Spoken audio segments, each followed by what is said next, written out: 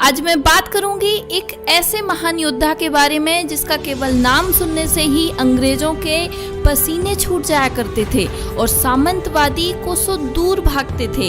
Indian robin hood के नाम से पहचाने जाने वाले गरीब आदिवासियों के मसीहा, अंग्रेजों को लूटकर गरीबों की भूख मिटाने वाले, ऐसे थे the great Indian warrior Tantya Mama Bhil. Bharat के रॉबिन हुड के नाम से विख्यात इस वीर योद्धा का जन्म मध्य प्रदेश के खंडवा जिले के एक छोटे से गांव में सन 1842 में हुआ था।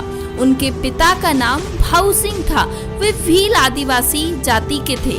घर की आर्थिक स्थिति कमजोर और अत्यंत पिछड़े हुए वर्ग में जन्म लेने की वजह से उनकी कोई पढ़ाई लिखाई नहीं हुई, लेकिन फिर भी वे चतुर और चालाक व्यक्ति थे।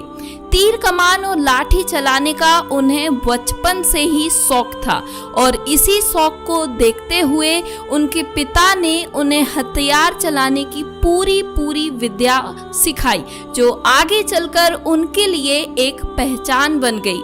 टंट्या मामा जब जवान हुए तो आदिवासी गरीब लोगों पर अंग्रेजों और सामंतवादियों द्वारा हो रहे अत्याचारों के खिलाफ इन्होंने आवाज उठाई, लेकिन उनकी आवाज को किसी ने नहीं सुना।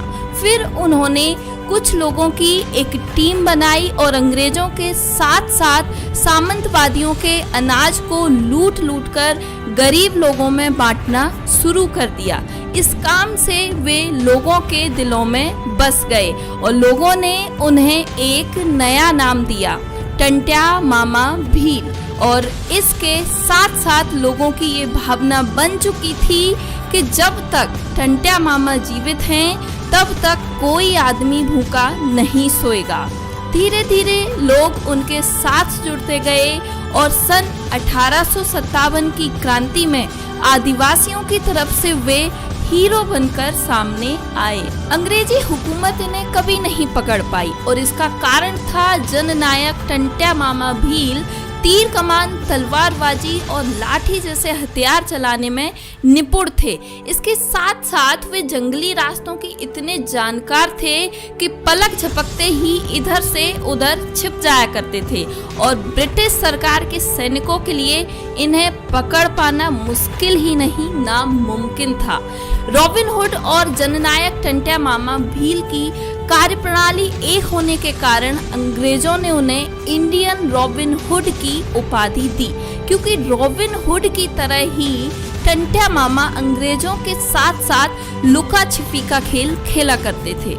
दरअसल आपको बता दें कि रॉबिन हुड एक विदेशी योद्धा था जो कि तीर कमान, तलवारबाजी में निपुण था और राजा के खजाने से धन लूट करके गरीबों में बांटता था। जिस प्रकार वे लोगों के दिलों में बसते गए, उसी प्रकार अंग्रेजी हुकूमत की परेशानियां बढ़ती गईं और इसका कारण था उन्हें ना पकड़ पाना। फिर एक दिन ब्रिटिश सरकार ने घोषणा की कि जो भी रॉबिन हुड को पकड़वाने में हमारी मदद करेगा उसे उचित इनाम दिया जाएगा। ये खबर जब उन तक पहुंची तब टंट्या मामा अपनी टीम को लेकर जंगल में जा चुके थे। फिर एक दिन उन्हीं में से किसी ने इनाम के लालच में आकर के रॉबिन हुड को पकड़ा दिया। 11 अगस्त 1886 को जब उन्हें गिरफ्तार करके जबलपुर जेल ले जाया जा रहा था तो बहुत बड़ा जन सैलाब उमड़ा और उनके दर्शन के लिए पुलिस की घेराबंदी करके सरकार के खिलाफ नारेबाजी करने लगे। अंततः ब्रिटिश सरकार ने उन्हें मौत की सजा सुनाई और 19 अक्टूबर 1889 को फांसी दी गई और सबको पाताल पानी के कालाकुंड रेलवे के पास दफना दिया गया। मसीहा बन चुके टंट्या मामा का आदिवासी समुदाय के लोगों ने वहां पर एक मंदिर बनवाया और उन्हें भगवान के रूप में पूजने लगे, जो आज तक चला आ रहा है। कहते हैं कि आज भी उस रास्ते से गुजरने वाली ट्रेन 2 मिनट रुककर अपनी सलामी देकर ही आगे की दूरी तय करती है। टंट्या भील की गणना जननायकों के साथ साथ 1857 की क्रांतिकारियों में भी की जाती है। जिसको इतिहास से छिपाया नहीं जा सकता और ना ही उन्हें भुलाया जा सकता है।